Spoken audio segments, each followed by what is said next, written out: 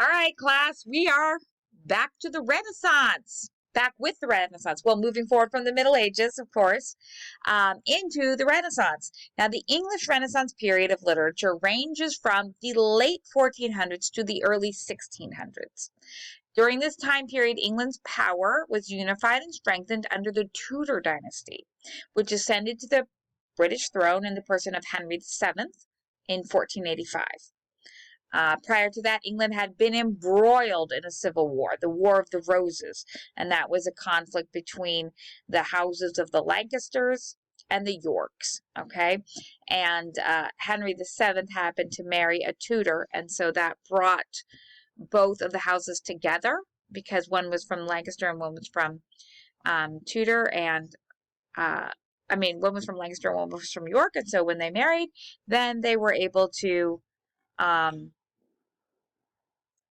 fuse the two houses, and he ascended, he was Tudor, Henry Tudor, that was his name, and he married somebody from the other house, and that unified things. So prior to that, there was lots of conflict, and prior to the War of the Roses, there was conflict with France in the 100 Years' War, which went on for about 114 years.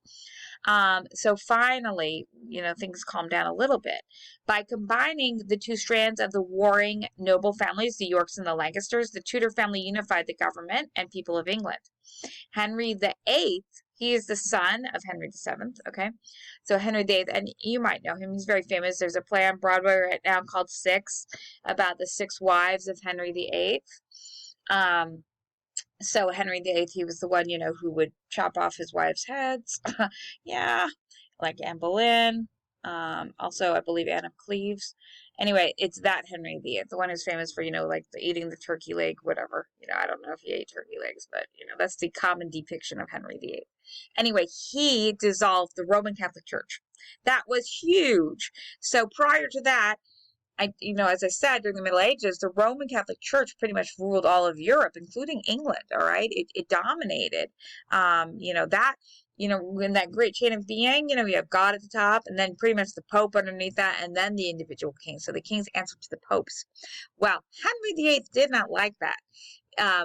He wanted to get a divorce. He wanted to divorce his first wife because he wanted a male heir, right? Because that was all the big deal.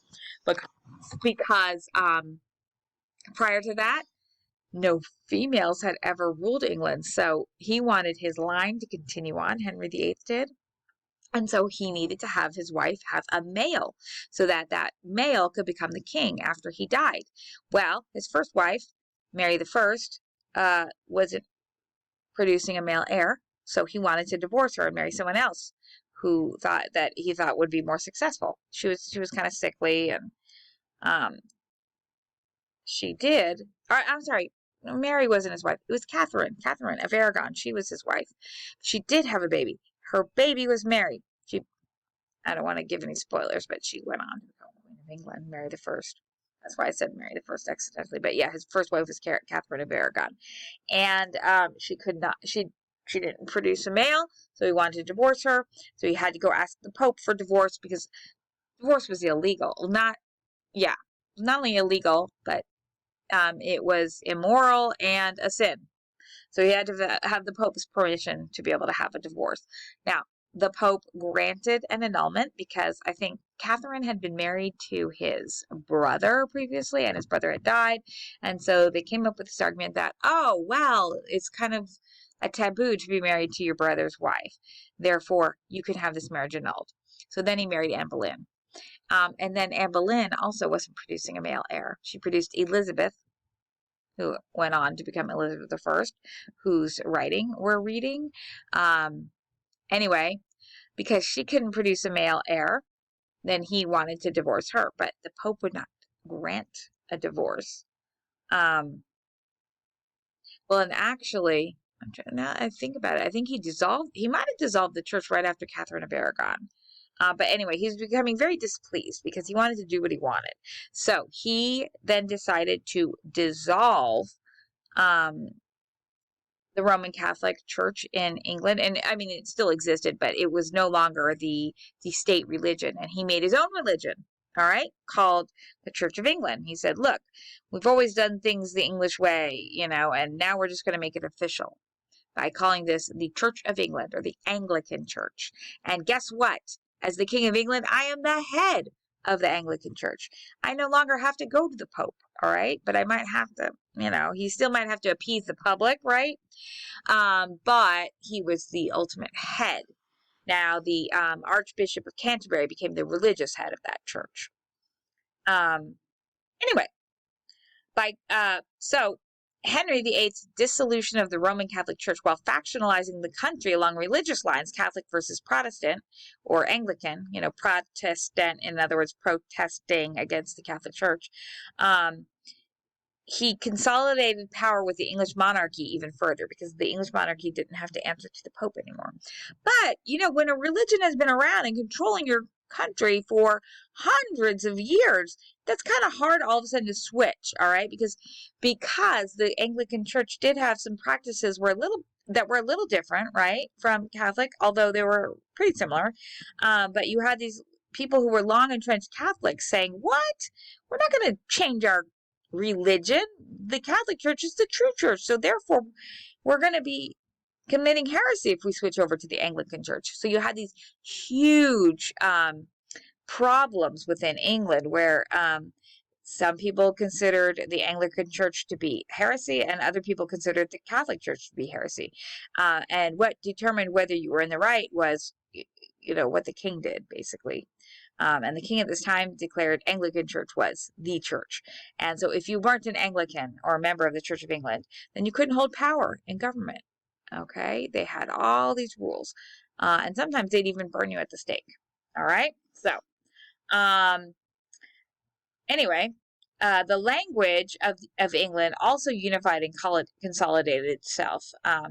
Technology, the printing press, came about during the 1400s. So that helped start consolidating the language. It put the brakes on evolution of the language a little bit. It wasn't evolving as much because you had written text to refer to now. Now, it's still hard, though, to distribute that text, right? It's still extremely expensive and hard to get around to different places. So you still did have evolution of language, but it was just slowed down some by that printing press. Anyway, hence emerged the early modern English of the English Renaissance period. So that is the early modern English, which is, the next step in the evolution of the English language. It went from Old English to Middle English to now early modern English. That's what we know in the early Renaissance period. And that's also the language of Shakespeare and of Christopher Marlowe and Ben Jonson and the female writers we were studying during this time period. And it's also the language of the Bible, the King James Version, because the King James Version was compiled during this time. It was James I of England who decided to have a very thoroughly researched version of the Bible, which he called the King James Version because he was the king. And he pulled all the, Greek records and Latin records and, consulted all these sources to come up with what he considered to be, the most accurate version of the Bible. And so that language of the King James Version and of Shakespeare, how that sounds different from what we speak nowadays? Well, that is because it's considered early modern English. It's not modern English like what we have right now, but it's early. It's an early version of it. So it's very recognizable and we can read it, but it still uses maybe some words that have fallen into disuse nowadays, right? And some constructions that have fallen into disuse. But we can pretty much follow it, but it might, you need some time and effort, right? Like when you hear Shakespeare, you might not immediately understand it, but like after reading it and maybe reading it a second time and maybe looking at some footnotes that clarify some of the language, you can understand it. All right. So anyway, that's what they write in during the Renaissance, the early modern English. Also, this language is the language that we speak, but it has undergone, as I said, word loss and even word increases, right? The language structure is the same, the vocabulary base is the same, but we continue to revise words, spelling, structures, grammar, and punctuation as needs and time dictate. All right, the English language of early modern English then was largely now more standardized, though still consisting of several languages, structures, and vocabularies melded into a Germanic base, right? So a great melting pot of languages. Examples of the sound and language of early modern English may be accessed through two links contained in the lecture. One is of Shakespeare's English, which the New Globe Theatre used for one of its productions of Shakespeare's Romeo and Juliet. So we are going to listen to it right now. Hopefully you can hear this. Hopefully the sound translates well.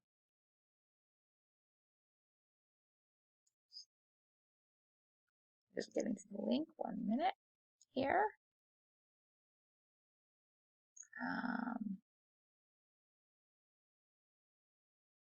All right, here we go.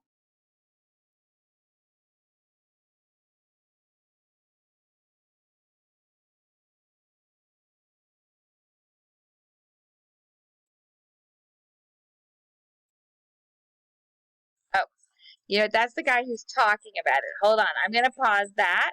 He's actually talking about it, but here's the excerpt from Romeo and Juliet.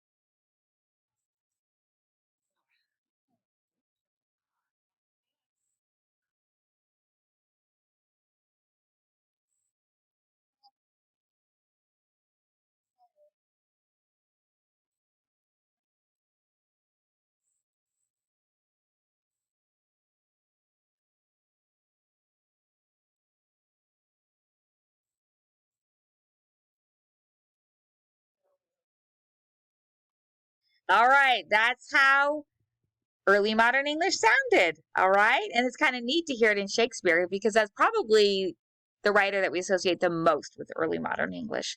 So you can hear it sounds very different from how English is pronounced nowadays, and very different from how British people actually pronounce their English. The R is more of an R, like a growl, and the R nowadays in England is more of an sound. It's kind of dropped off. Although we have retained our R, we don't growl it, but we say right? So it's funny because our R is actually closer to Shakespeare's R than contemporary British R. So a little funny, a little interesting. But yeah, that's how early modern English was pronounced during the Renaissance. Okay, so how do we figure this out? Again, it's through there were actually phoneticians. So a phonetician is somebody who studies the sound of language and records it. So phoneticians from the time period actually described how sounds sounded.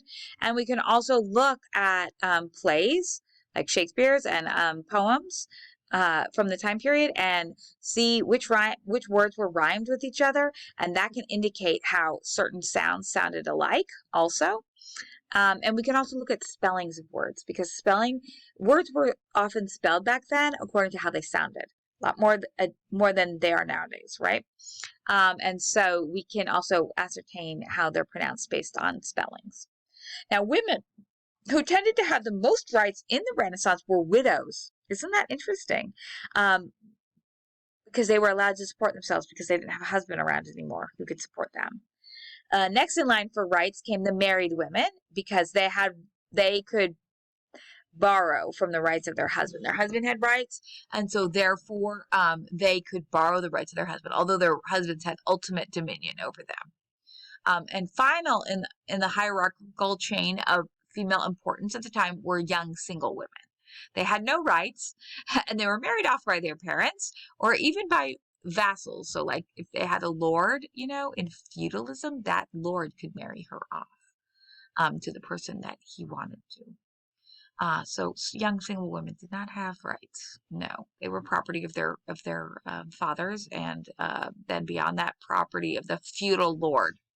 Now feudalism was waning during this time period, but there was places that still practiced it. And feudalism was basically you lived on the land of a lord, and that lord promised to protect you. And in exchange for protection from the Lord, you would raise livestock and crops, and those would go to supporting that feudal lord. And then you could also take some